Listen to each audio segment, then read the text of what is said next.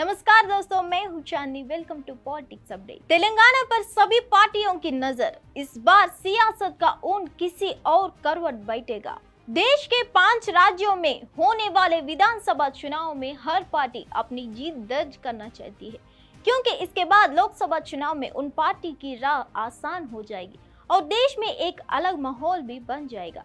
इस बार कांग्रेस हो या भाजपा, दोनों की निगाहें तेलंगाना चुनाव पर टिकी है। इस वक्त राज्य में केसीआर की पार्टी बीआरएस की सरकार है और मुख्य विपक्षी पार्टी कांग्रेस है, तो वही दक्षिण राज्य कर्नाटक में हार के बाद भाजपा तेलंगाना में अपनी स्थिति मजबूत करने के साथ जीत दर्ज करना चाहती है। इस बीच केंद्रीय मंत्री जी किशन रेड्डी ने भाजपा के आने वाले मैनिफेस्टो के बारे में बताया है।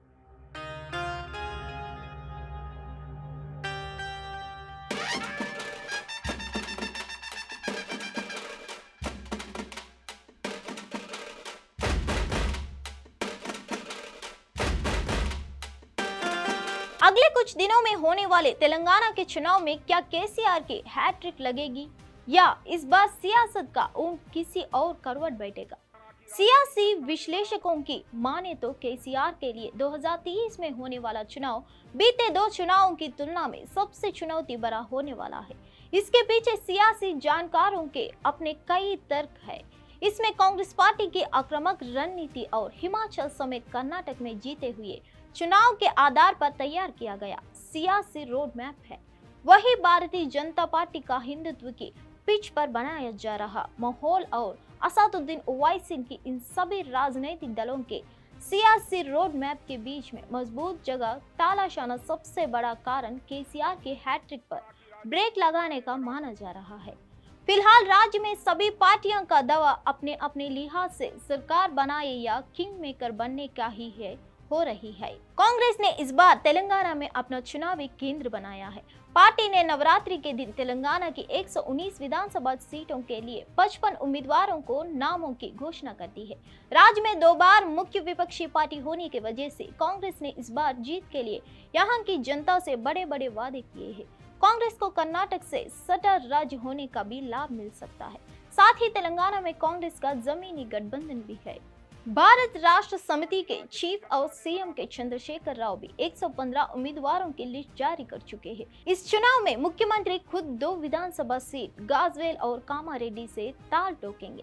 केसी राव का यह फैसला उनकी असुरक्षा को दर्शाता है। राज्य में 2 बार से बीआरएस की सरकार है। ऐसे में सत्ताधारी पार्टी को एंटी इनकम्बेंसी का भी सामना करना पड़ सकता है, लेकिन सरकार की कई कल्याणकारी योजनाओं को जनता आसानी से नजरअंदाज नहीं कर सकती है। भारतीय जनता पार्टी का पिछले 2 चुनाव 2024 से लेकर 2018 में खराब प्रदर्शन रहा है, लेकिन पिछले दिनों तेलंगाना में हुए उपचुनाव और हैदराबाद नगर निगम में भाजपा का शानदार प्रदर्शन किया है। साथ ही केंद्र सरकार की कल्याणकारी योजनाओं ने राज्य में साइलेंट वोट बैंक तैयार किया है। वही पार्टी ने शिक्षा और नौकरी में आदिवासियों का आरक्षण बढ़ाकर 10% करने का वादा किया था। केंद्रीय मंत्री और तेलंगाना भाजपा अध्यक्ष जी किशन रेड्डी ने हैदराबाद में पत्रकारों से बातचीत करते हुए कहा कि कर्नाटक में कांग्रेस सरकार को हर मोर्च पर विफल रही है। उन्होंने जो गारंटी दी थी उनमें से एक भी लागू नहीं की गई है। कांग्रेस पार्टी एक भ्रष्टाचार की पार्टी बन गई है। न केवल अभी बल्कि आजादी के बाद से ही भ्रष्टाचार उनका प्रमुख एजेंडा रहा है। वे तेलंगाना में जो वादे कर रहे हैं वे झूठे हैं।